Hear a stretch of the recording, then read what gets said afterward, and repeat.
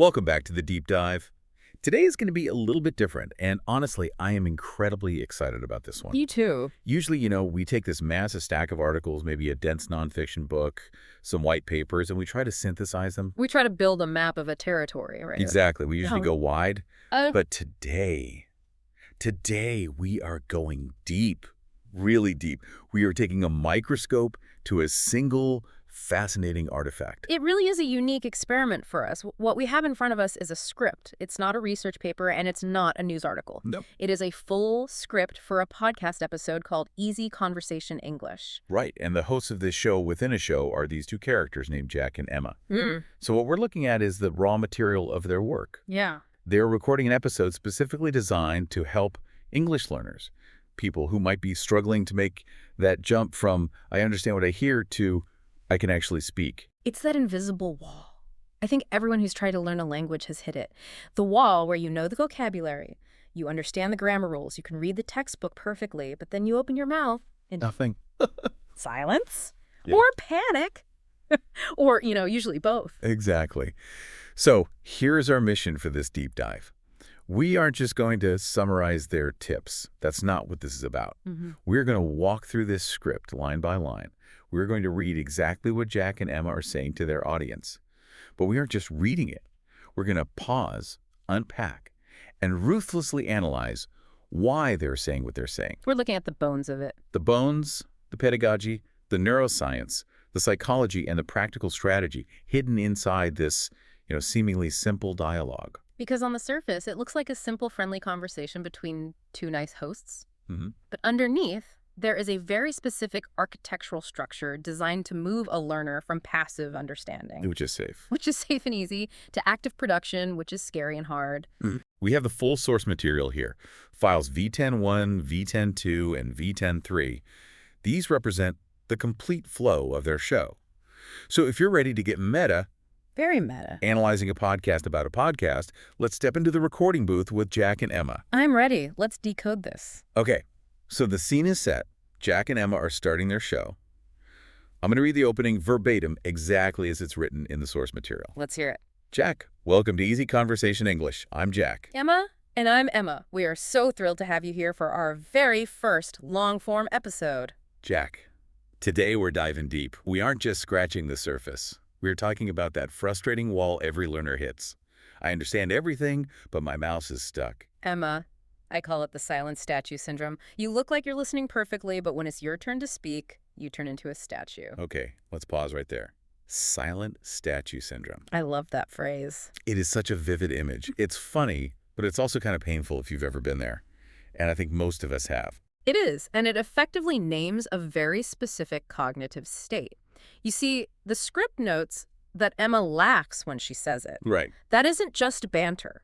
That is a deliberate psychological tactic. In linguistics, we talk about something called the affective filter. The affective filter. Okay, let's unpack that. That's Stephen Krashen, right? The linguist. Exactly. Krashen's theory is that negative emotions, anxiety, fear of judgment, self-consciousness, even boredom, they act as a filter. Like a wall. A wall, or like static on the radio. If the filter is up, input can't get in properly, and output certainly can't get out. So when you're stressed, you literally can't learn or speak. Precisely. So when Emma names it silent statue syndrome and laughs, she's validating the learner's experience. She's saying, you aren't broken, you aren't stupid, you're just experiencing a common kind of funny syndrome. She lowers the filter immediately. Immediately. It's a very clever move. It effectively removes the shame from it. Instead of thinking, I'm failing, the learner can think, oh, I'm just being a statue right now. It externalizes the problem. Mhm. But why does that happen? I mean, why do we freeze like that? Jack says, I understand everything, but my mouth is stuck. That disconnect is just wild. It comes down to this massive gap between what we call receptive competence and productive competence. Okay, what's the difference? Most education systems, and honestly most independent study habits, they emphasize input. We spend years and years reading textbooks, listening to teachers, watching Netflix with subtitles. Right, we get really good at taking information in. We become experts at receiving data. Your brain builds these really robust neural pathways for decoding, for taking sound and turning it into meaning. That happens largely in a part of the brain called Wernicke's area. So you're training to be a professional audience member. Precisely. You have a 4-lane highway coming into your brain. But encoding, taking a thought and turning it into sound, that involves a different part, Broca's area. Uh-huh. And if you haven't spent time building the highways out of Broca's area, the traffic jam happens instantly. You freeze. You become a statue. All the cars are backed up. So Jack and Emma are setting the stage here. They've identified the pain point. They've given it a name. Now they need to sell the solution. Let's go back to the script and see how they frame the stakes. Okay. Jack, we've got a massive show for you today. Over the next 30 minutes, we're going to give you the exact roadmap to break that silence. Emma. Jack, let's be honest. Many people feel stupid when they can't speak, but they shouldn't, right? Jack. Exactly. Think about this. When you listen, your brain has time to guess the meaning. But when you speak, you have to build the house while people are watching you. Build the house while people are watching you. That analogy. Wow. That gives me anxiety just thinking about it. It's terrifying, but it's so accurate. It highlights the difference in processing speed and, maybe more importantly, pressure. Yeah. When you're listening, you can actually miss 20% or even 30% of the words and still guess the context. Your brain fills in the gaps. You have a safety net. Right. If I say, I went to the store and bought a loaf of gel, Yeah. and the audio just cuts out, you know I bought bread. Of course. That is top-down processing. You have a safety net, but when you speak, you have to generate everything. The syntax, the vocabulary, the pronunciation, the tone, all of it in real time. There is no safety net. None. And the people are watching you part that Jack mentions, Mm-hmm. that adds the social pressure. Which spikes cortisol. It triggers your fight or flight response. And what does cortisol do? It creates brain fog. It actively inhibits memory recall. So you literally can't remember the word for house because your brain is busy scanning for tigers. Mm-hmm. Right. Jack is so smart here, he's shifting the blame. It's not on the learner's intelligence, it's on the inherent difficulty of the task. He's saying, you aren't stupid. The task of building a house in public is just really, really hard. So if the task is that hard, what's the big mistake people make trying to solve it? They get into this next part, which I think is one of the most common traps in language learning. The big one. Let's read on. Emma. And there's the translation trap. Many beginners try to translate word for word from their native language. Jack, that's a huge time waster. If you translate in your head, the conversation has already moved on. By the time you're ready to say hello, we need to stop translating and start reacting. The translation trap. I feel like we've all done this. You think of the sentence in your native language, and then you try to swap out words one by one, like you're using, I don't know, Google Translate in your brain. And it is a fatal error for fluency. Yeah. Absolutely fatal. It creates a processing bottleneck. Imagine your brain is a computer. If you have to route every single request through a translation server, your native language, before it gets to your mouth, you introduce latency. Latency is the perfect word. Yeah. It's like a bad internet connection. The audio is out of sync with the video. You're always a half second behind. Exactly. And Jack points out that by the time you've assembled your sentence, the conversation has moved on. But there's a deeper problem. Languages don't map one-to-one. The grammar structures, the idioms, the way sentences are built, they're completely different.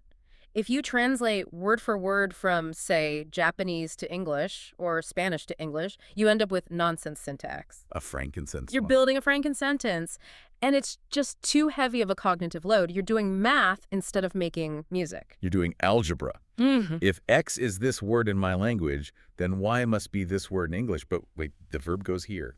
It's exhausting. And that exhaustion leads to burnout. People just give up because it feels impossible. So the goal, as Jack says, is reacting. But how do you just react? I mean, that sounds like magic. Just stop translating. Okay, thanks, Jack, but how? Well, this is where their advice gets really practical. They transition immediately into a very tangible, low-tech solution. This is where we get into the concept of environmental design. They don't just say, think differently, they say, change your room. I like that. Let's read what they suggest. Emma, so how do we start reacting? Most of our listeners don't live in New York or London. Jack, you don't need to. You need a microenvironment. Emma, what did you do when you were learning your second language? Emma, I labeled my whole house. I put a sticker on the fridge, the mirror, even the toaster. Every time I touched them, I said the word. Okay, the sticker method. It sounds almost, I don't know, kindergarten, like putting a little Post-it note on the toaster. But Jack calls this a microenvironment. Do not underestimate the power of this. It's so simple. It's brilliant. Jack is addressing a major objection here, a massive limiting belief. Which is? I can't learn because I'm not immersed. I don't live in an English-speaking country. Right. It's the if-only excuse. If only I lived in London, I'd be fluent. We've all said it. Exactly. And Jack says, no, you don't need London. You need your pitchin'. A microenvironment is about hacking your physical reality to force interaction with the language. Hacking your reality. I like that. When Emma puts a sticker that says fridge on the fridge, she is creating a direct neural link between the physical object, the cold metal box, and the English word fridge. She's bypassing the translation. She's not looking at the fridge, thinking of the word in her native language and then translating it. She sees the object, sees the word fridge, and says it. Correct. It creates a sate sound loop. It cuts out the middleman, which is her native language. And notice she says, every time I touched them, I said the word. Yeah, that's a key detail. That adds a tactile and kinesthetic element. She's touching, seeing, and speaking. That's multisensory learning. It anchors the vocabulary so much deeper than just reading a list in a book. It's also just a constant reminder. You can't make toast without thinking about English. You can't get a glass of water without thinking about English. It forces the language into your daily routine. It increases frequency. And frequency is the mother of retention. If you look at your toaster every single morning, that's 365 repetitions a year without even trying. No flashcards needed. None. You've turned your home into a living textbook. Okay, so moving on. They've covered vocabulary with the stickers. But vocabulary isn't conversation. You can point at a toaster all day, but that doesn't mean you can hold a meeting or tell a joke. True. So Jack pivots from objects to a technique for actual fluency. Let's pick up the script. Jack. That's great for vocabulary. But for speaking, I recommend the 1-minute solo speech. Pick a topic like my favorite food and talk to your phone's voice memo for 60 seconds, no stopping. Emma, even if I say, hey, I like pizza, Jack. Especially then. The goal isn't quality, it's fluency. You're training your mouth muscles to keep moving. The 1-minute solo speech. This sounds intense. 60 seconds feels like a lifetime when you don't know what to say. It is intense, and that's the point. This is basically high-intensity interval training for your language brain. HIIT for your mouth. Exactly. And Jack makes a critical distinction here that I think is the key to the whole thing. Quality versus fluency. Wait, isn't fluency about quality? I always thought being fluent meant speaking perfectly. That is such a common misconception. In this context, fluency means flow. It means the ability to keep the stream of speech going without breaking down, without freezing. Okay. Jack compares it to muscle training, training your mouth muscles to keep moving. That is such a powerful physical metaphor. It's like when you're learning to run. You don't worry about your form being Olympic level at first. You just try to finish the mile without stopping to walk. Precisely. If you stop every time you can't find the perfect word, you are training your brain to stall. You are practicing hesitation. You are reinforcing the statue behavior. You're getting good at being quiet. Exactly. Jack is saying, do not stop. If you have to say pizza 3 times, say pizza 3 times. Just don't let the silence win.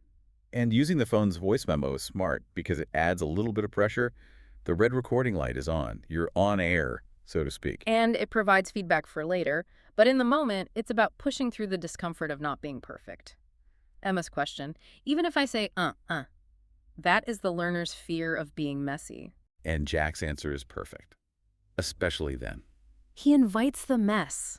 The mess is where the growth happens. If you wait for perfection, you'll wait forever. It's physically training the mouth, too. I think people forget that. Speaking a new language is a sport. Your tongue has to do gymnastics it's not used to doing. Oh, absolutely. Different languages use different muscle groups in the face and throat. The phones are different. If you don't physically fatigue those muscles, you aren't building the capacity to speak at speed. It's a workout. It's a full workout. So we have the environment set up with stickers. We have the solo practice for flow. Now, Emma brings up a technique that she admits sounds scary. This is one of the most effective techniques in language learning, but yeah, it's intimidating for sure. Let's read it. Emma, let's talk about a technique that sounds scary but is actually fun.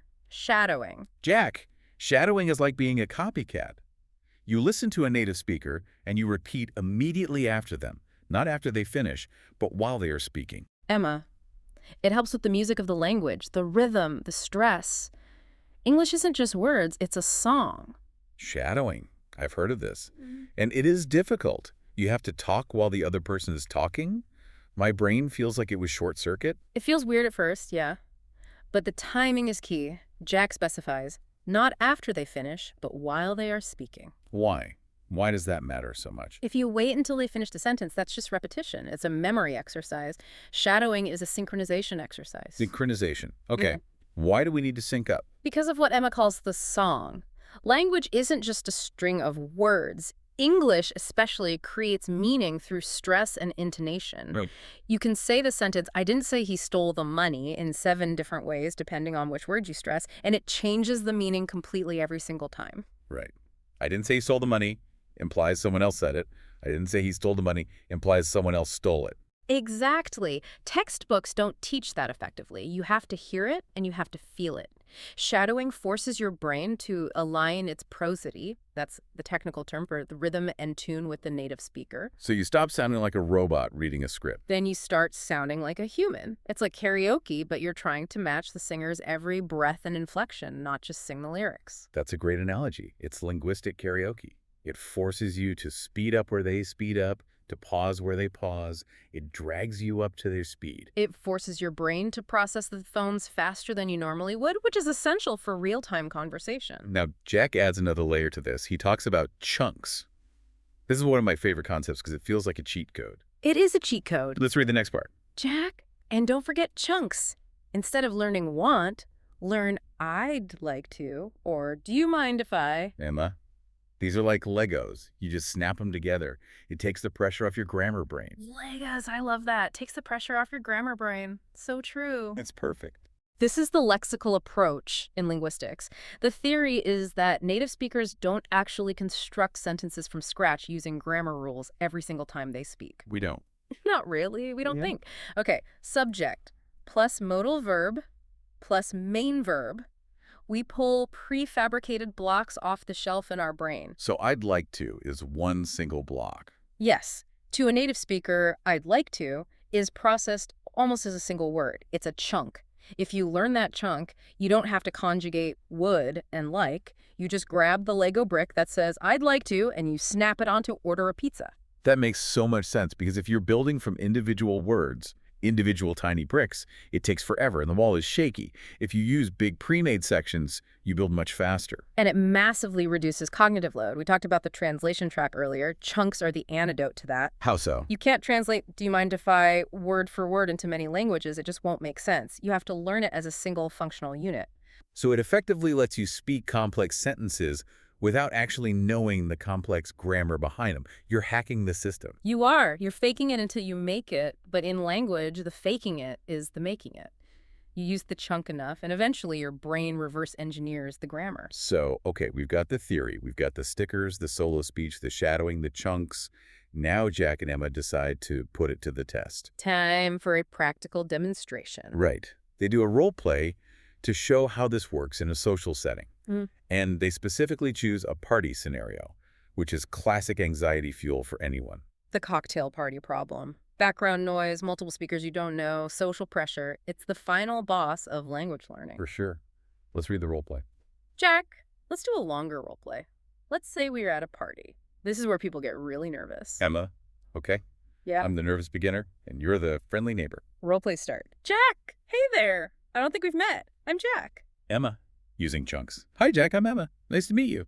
Jack, nice to meet you too. Are you enjoying the party? Emma, yes, it's great. The food is amazing. What about you? Jack, it's fun. So what do you do for a living? Emma, I work in a bank. It's busy but interesting. How about you? Okay, let's stop there. It sounds simple, right? A very basic conversation. But there is some tactical genius happening here from Emma, the beginner. It's extremely strategic. I was noticing her answers. They are so short, safe, and positive. It's great. It's busy but interesting. She isn't trying to deliver a monologue about the banking industry. But the real weapon she's using is the end of every single one of her turns. Yes. What about you, and how about you? We call this the boomerang technique, or simply reciprocity. In any conversation, the person asking the questions is controlling the flow, but the person answering is doing the heavy lifting. Right, answering is hard. You have to Yeah. generate content. Asking is relatively easy.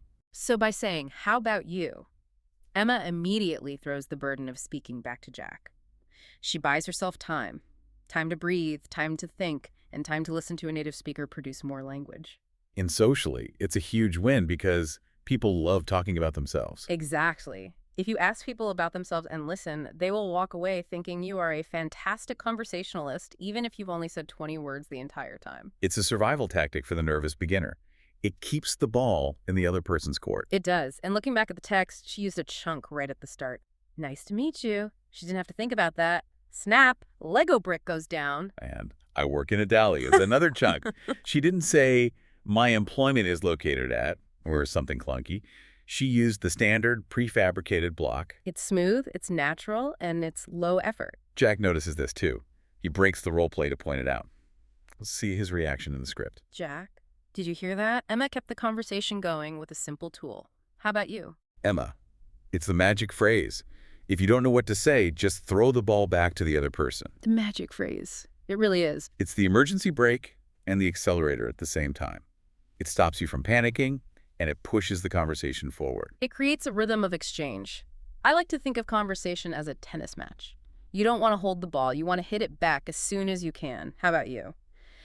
Is the easiest, most reliable swing in the game. It allows the learner to participate without having to dominate the airwaves, which is exactly what a nervous learner needs. Yeah, the conversation in the script takes a turn.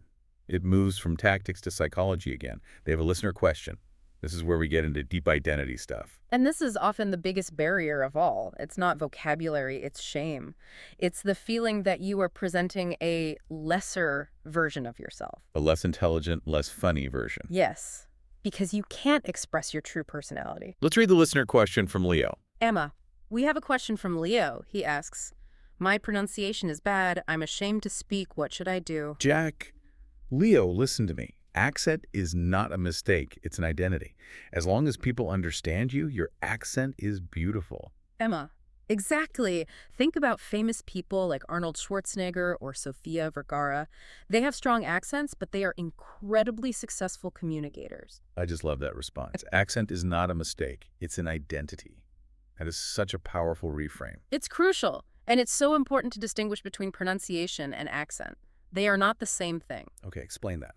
Pronunciation is about clarity. Can I understand the individual word you were saying? If you say sink, but you mean think, that's a pronunciation issue that can cause a communication breakdown. Right, that can lead to confusion. But accent is about how you say it, the melody, the vowel sounds that are influenced by your native tongue.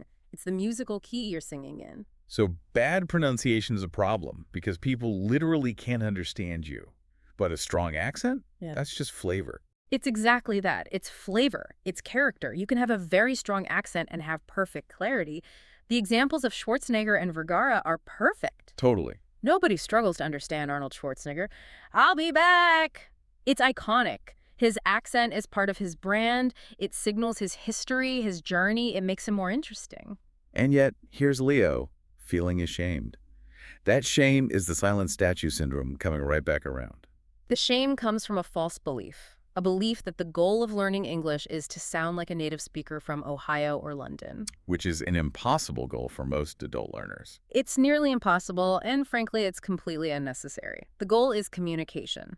Jack and Emma are telling Leo, own your voice. Your voice proves you speak more than one language. That's a badge of honor, not a mark of shame. I've read about this concept, ego permeability. You have to be willing to sound a little bit silly to learn. You have to be okay with not being the smartest person in the room for a while. If your ego is too rigid, too defensive, you can't let the new sounds in. That's a great way to put it. You have to accept a second language identity. You aren't the same person in English as you are in your native language, especially at first. And that's okay. You're a different character in a different play. Jack doubles down on this with some specific advice on what to focus on if you're not focusing on your accent. Jack, focus on clarity, not perfection. Speak slowly, breathe, and use those chunks we talked about. Clarity, not perfection. And breathe. We forget to breathe when we're nervous. It sounds so simple, but it's so true. It's physiological. When you're anxious, you take shallow breaths, which deprives your brain of oxygen, which makes you more nervous, which makes you forget words. It's a vicious cycle. And speaking slowly is a power move. It is. Nervous people rush because they want to get the speaking part over with. Confident people take their time. They own the space. So we're nearing the end of their episode. They've taken us on this journey from the stickers on the fridge all the way to the psychology of identity. Now they wrap it up. I like how structured they are. They give a clear summary. Emma, wow, time flies. We've covered a lot today. Let's summarize. 1. Stop translating. 2. Use the 1-minute solo speech. 3. Learn chunks, not just words. Emma, here is your homework for this week. Record yourself on your phone for 1 minute talking about your day. Listen to it, then do it again. You'll be surprised how much better the second time sounds. Homework. I haven't had homework in years, but this seems so actionable. Record, listen, do it again. That do it again part is the secret sauce. It's about iteration. The first time you record yourself, you're just clearing the path. You stumble, you search for words, you say, a lot. Right. The second time, you already know the path. You can walk it with a bit more swagger. That immediate iteration builds confidence so fast, it proves to your brain, hey, I can do this better. It's instant feedback. And crucially, it's private. No one has to hear that first stumbling, messy recording but you. Which removes the fear of judgment completely. You are your own coach. And listening to your own voice, as painful as it can be sometimes, That's painful. it helps you objectively hear your errors, which you can't do while you're speaking because your brain is too busy building the house, to use their metaphor. Right, you're too busy with the construction to notice the paint job is messy. And finally, they sign off with a really nice metaphor. It's a classic for a reason. Jack, Yeah. we believe in you. Speaking is a skill, like riding a bike. You might fall, but you will get there. Emma, thanks for listening to Easy Conversation English. Don't forget to subscribe and share this with a friend who is struggling to speak. Jack, see you in the next episode. Keep talking. Jack and Emma, bye. Like riding a bike. It's perfect. You can read 100 books on physics and bicycle mechanics. You can watch videos of the Tour de France. But until you get on the seat and wobble around and fall over, you aren't riding. That is the core message of this entire script. It's a call to action. You cannot think your way to fluency. You have to speak your way there. You have to wobble. You have to be the silent statue for a moment and then break out of it. You have to fall. So we've walked through the whole thing. We've seen the stickers, the chunks, the role play, the mindset shifts. What's the big takeaway for you digging into this specific script?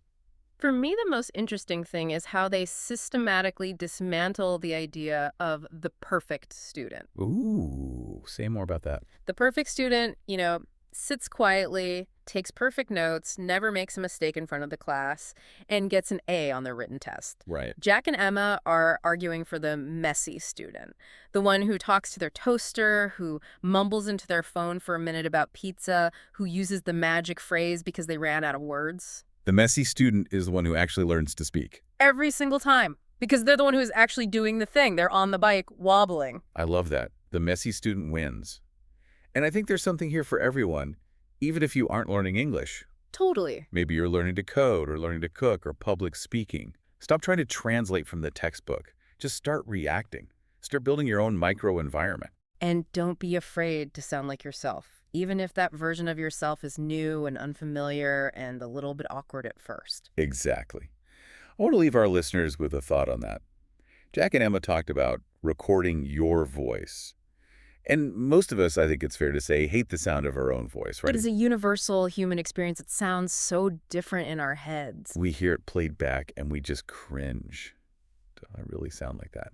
But when you learn a new language, you are literally developing a new voice, a new cadence, a new rhythm, a new personality almost.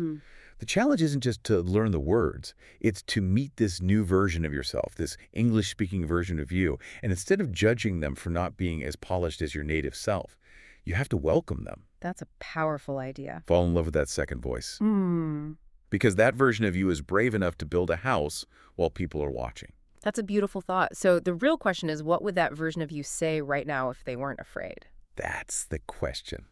Thanks for diving deep with us today. It was a pleasure. Keep talking. See you next time.